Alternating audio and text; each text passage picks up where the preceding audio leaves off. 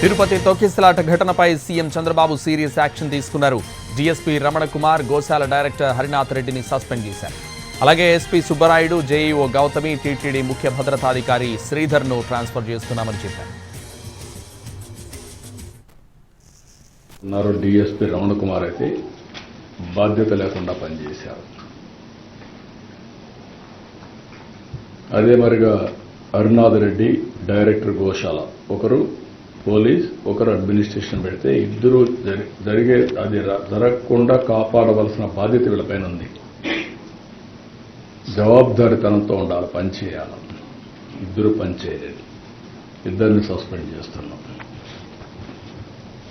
ఎవరైతే ఆఫీసర్స్గా ఉండి ఎస్పీ సుబ్బరాయుడు గారు కానీ, జేఈఓ గౌతమి కానీ, సివిఎస్ఓ శ్రీధర్ ముగ్గురిని తక్షణమే ట్రాన్స్ఫర్ చేస్తున్నాం.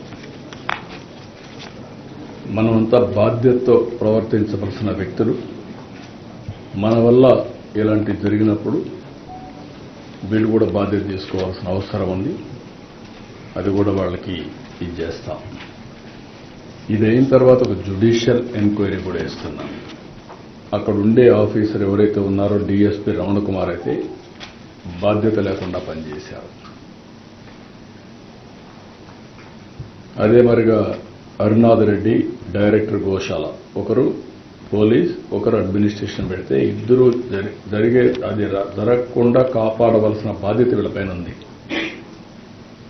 జవాబుదారీతనంతో ఉండాలి, పనిచేయాలి. ఇద్దరు పనిచేయలేదు, ఇద్దరిని సస్పెండ్ చేస్తున్నాం. ఎవరైతే ఆఫీసర్స్గా ఉండి ఎస్పీ సుబ్బరాయుడు గారు కానీ, జేఈఓ గౌతమి కానీ, సివిఎస్ఓ శ్రీధర్ ముగ్గురిని తక్షణమే ట్రాన్స్ఫర్ చేస్తున్నాం. మనమంతా బాధ్యతతో ప్రవర్తించవలసిన వ్యక్తులు. మన వల్ల ఇలాంటి జరిగినప్పుడు వీళ్ళు కూడా బాధ్యత తీసుకోవాల్సిన అవసరం ఉంది. అది కూడా వాళ్ళకి ఇది చేస్తాం. ఇది అయిన తర్వాత తొక్కిసలాట ఘటనను జ్యుడిషియల్ విచారణకు ఆదేశించామన్నారు సీఎం చంద్రబాబు.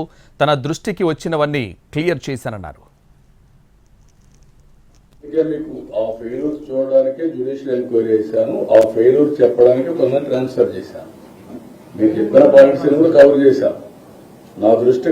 నా దృష్టికి ఏవేవి వచ్చాయో అవన్నీ కూడా చేశాం. ఇంకా ఏదైనా ఇన్ఫర్మేషన్ మీరు ఇవ్వండి, అవి కూడా కవర్ చేస్తాను. అందుకే మీకు ఆ ఫెయిల్యూర్ చూడడానికే జ్యుడిషియల్ ఎంక్వైరీ చేశాను. ఆ ఫెయిల్యూర్ చెప్పడానికి కొంత ట్రాన్స్ఫర్ చేశాను.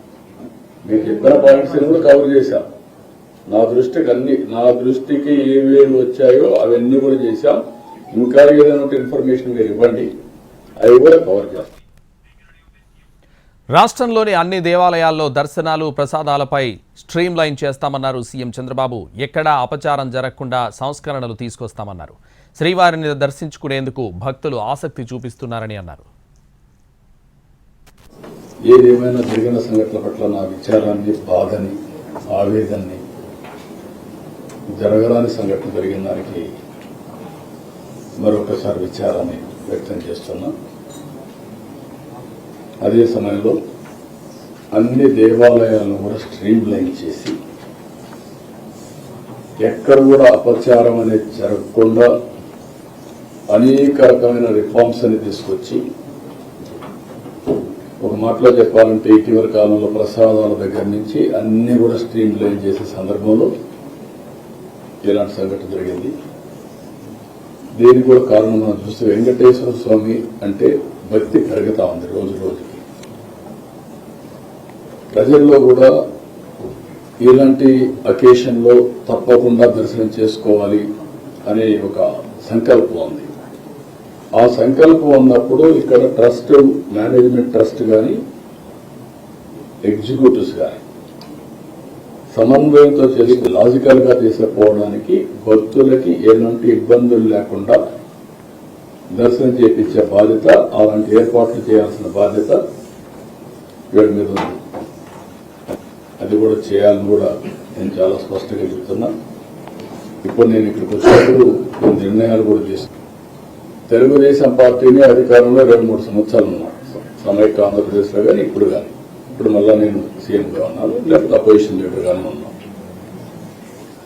ఎప్పుడు కూడా ఇలాంటి సంప్రదాయం రాలేదు. నేను కూడా మిస్ అయ్యాను.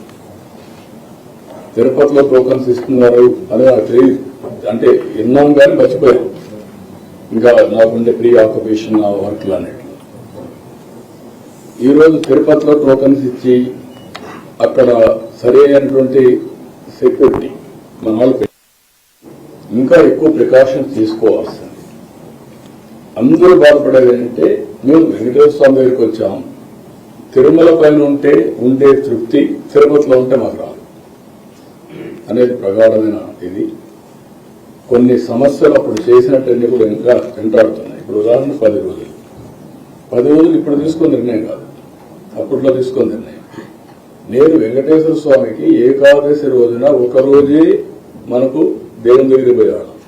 అది కొంచెం స్పిల్ ఓవర్ అయితే ఇంకొక హాఫ్ డే వచ్చేది. ఆ రోజు పోతే మనం స్వర్గానికి పోతామని నమ్మకం ఉండేది. ఇప్పుడు 10 days అంటే కన్వీనియంట్ ప్రకారం వెంకటేశ్వర స్వామి ఇది చేయడం కరెక్ట్ కాదు. అది ఆగమ పండితులు ఏం చెప్పారో నాకు తెలియదు. ఇంకా ఎక్కడన్నా రాష్ట్రాల్లో జరుగుంటే అది వేరే విషయం. కానీ వెంకటేశ్వర స్వామి వరకు ఇది యూనిక్ టెంపుల్. ఏ టెంపుల్ దీనికి కంపారిజన్ లేదు.